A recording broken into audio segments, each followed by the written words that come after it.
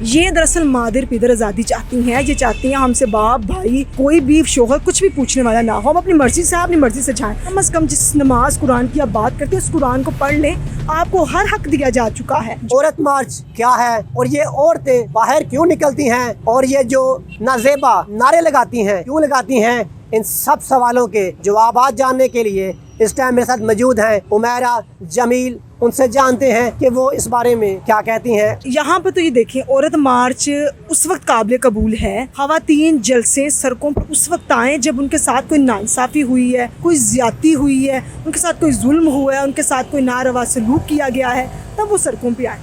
جب ان کے ساتھ ایسا کچھ ہوا ہی نہیں تو پھر وہ کیوں ایک مخصوص دن کو نشانہ بنا کر سڑکوں پہ آتی ہیں. حالانکہ ان کو یہ بھی نہیں پتا کہ جو ہم نے پلے کارڈز اٹھائے ہوتے ہیں, ان پہ جو نعرے لکھے ہوتے ہیں, جملے لکھے ہوتے ہیں, ان کا مقصد کیا ہے, ان کا مطلب کیا ہے. اس کے باوجود سڑکوں پہ آنا, عورت مارچ کرنا اور عجیب و غریب پہناوے پہن کے آنا, ہمارا معاشرہ, ہماری اسلامی روایات اس کی عکاس نہیں. ہمارا اسلام اس کے بالکل منافی ہے. یہ بالکل بھی جائز نہیں ہے. خواتین جو عجیب و غریب قسم, میرا تو ذاتی خیال ان کو یہ پتہ ہی نہیں ہے ان نعروں کا, ان جملوں کا, اس کا پس منظر, ان کا معنی کیا ہے, وہ خود بھی یہ نہیں جانتی.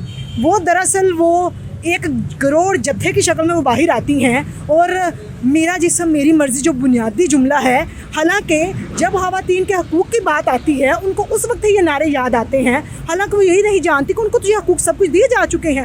کیا ہمارا معاشرہ, یہ ہم بحیثیت مسلمان شرمسار نہیں ہے اس لیے نعرے کو, اس جملے کو ہی سن کے؟ اس لیے خواتین کو اپنے گریبان میں جھانکنا چاہیے اور یہ دیکھنا چاہیے ہم کیا کر رہے ہیں. یہ جو نعرے ہیں یہ ہمارے اسلام کے پیروکار ہونے کا ثبوت نہیں ہے. مجھے یہ بتائیں کہ یہ کس سے آزادی مانگ رہی ہیں, اپنے باپ سے, بھائی سے یا شوہر سے؟ یہ دراصل مادر پیدر آزادی چاہتی ہیں. یہ چاہتی ہیں ہم سے باپ بھائی کوئی بھی شوہر کچھ بھی پوچھنے والا نہ ہو, ہم اپنی مرضی سے اپنی مرضی سے جائیں. ہم سارا دن ساری راتیں گھر سے باہر گزاریں, ہم سے کوئی کچھ نہ پوچھے, اپنی مرضی سے ہم گھر کے کام کریں نہ کریں, صرف ہمارے مرد کا یہ کام ہمیں پیسہ لا کے ہمیں دے, ہم اسے جس طرح مرضی خرچ کریں. حالانکہ ہم یہ نماز قرآن یہ اس کی ماننے والی تو ہیں, لیکن جو اس پر عمل کس طرح کرتی ہیں یہ ایک المیہ اور ایک سوالیہ نشان ہے.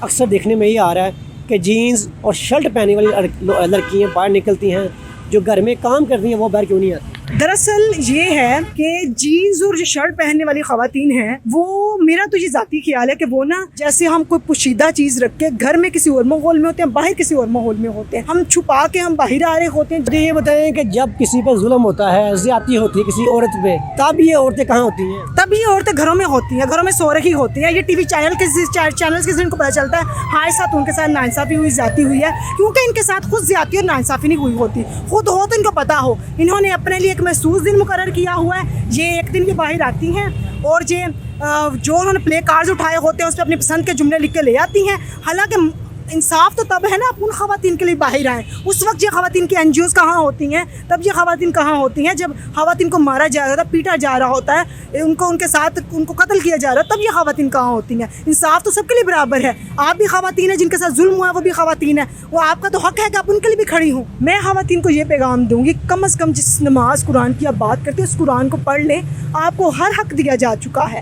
جو ناجائز حق آپ مانگ رہی ہیں وہ بالکل ناجائز ہے, اور آپ پہلے یہ دیکھ لیں ہم کس معاشرے سے, ہم کس طبقے سے تعلق رکھتے ہیں, ہم مسلمان بھی ہیں یا نہیں. اگر آپ مسلمان نہیں ہیں پھر آپ اپنا ہر حق مانگیں, اور پھر چاہے آپ اس ملک سے ہی باہر چلے جائیں, لیکن خدا کے واسطے اس ملک کو بدنام نہ کریں. اپنے پسندیدہ جملوں کی خاطر, اپنی پسندیدہ آزادی کی خاطر اس ملک کو بدنام نہ کریں.